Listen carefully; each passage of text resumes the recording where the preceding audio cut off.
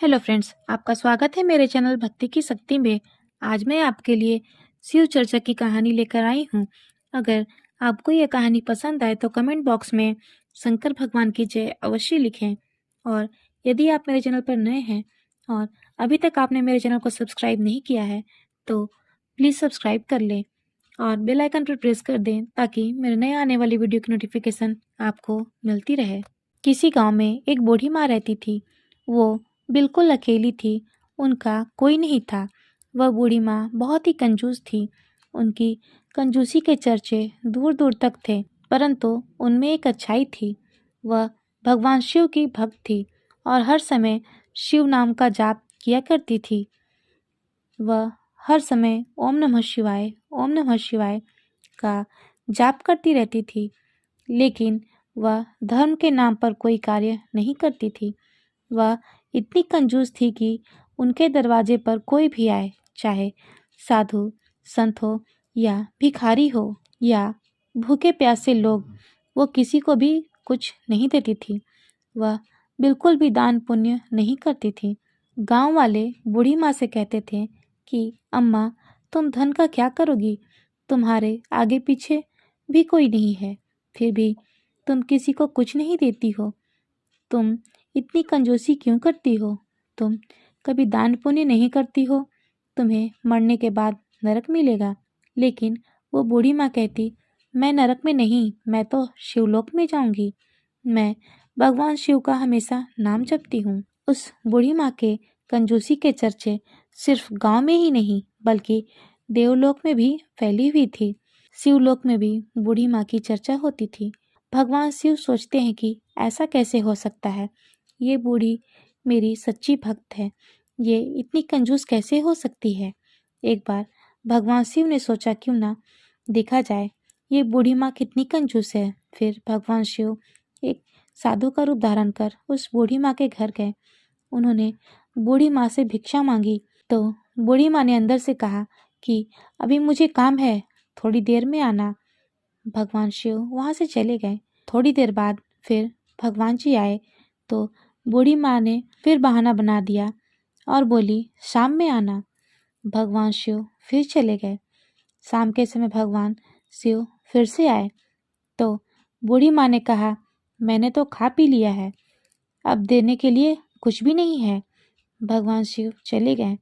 भगवान शिव अगली सुबह फिर आ गए तो बूढ़ी माँ को गुस्सा आ गया और उन्होंने कहा, तुम फिर से आ गए, तुम्हें समझ में नहीं आता कि मैं बार बार तुम्हें लौटा रही हूँ? तो मैं तुम्हें कुछ नहीं देना चाहती हूँ, मेरे पास तुम्हें देने के लिए कुछ भी नहीं है, जाओ, चले जाओ यहाँ से। भगवान शिव मुस्कुराते हैं और सोचने लगे, सच में ये बुढ़िया तो बहुत ही कंजूस है।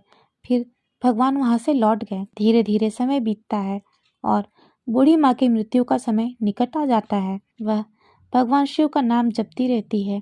फिर उसकी मृत्यु हो जाती है तो यम के दूत उसे लेने आते हैं। तो बूढ़ी माँ उनसे कहती है, मैं तुम्हारे साथ नहीं जाऊंगी, मैं तो शिवलोक में जाऊंगी, मुझे शिव दूत लेने आएंगे। मैंने हमेशा शिव के नाम का जाप किया है, लेकिन यमदूत उसकी एक नहीं सुनते और उसे खींचकर यमलोक ले जाते हैं।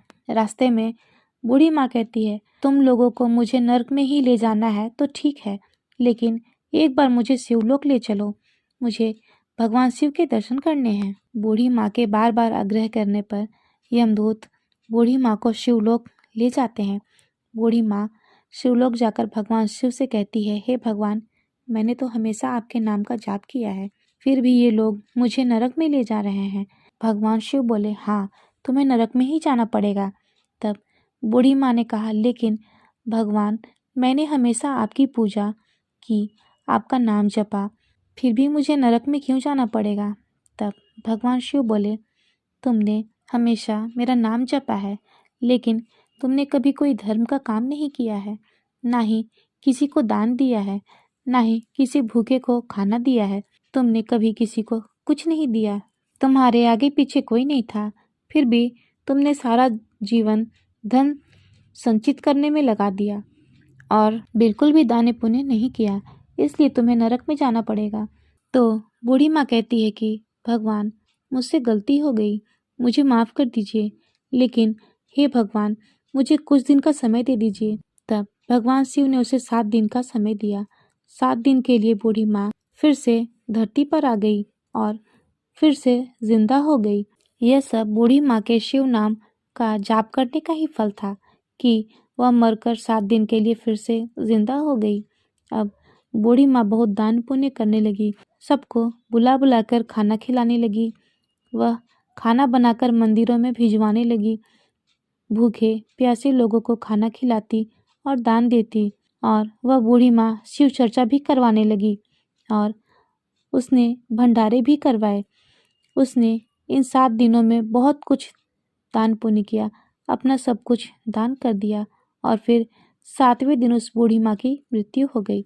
फिर बूढ़ी माँ ने शिव जी से कहा कि भगवान, अब ठीक है, अब तो मैंने बहुत दान पुण्य किया है। तब भगवान शिव ने कहा, हाँ, जितना तुमने सारी जिंदगी में नहीं किया उतना पुण्य तुमने 7 दिनों में अर्जित कर लिया। अब तुम शिवलोक में रह सकती हो। और बूढ़ी माँ खुशी खुशी शिवलोक में रहने लगी। ऐसी है भगवान शिव की कृपा। जय हो भगवान शिव की।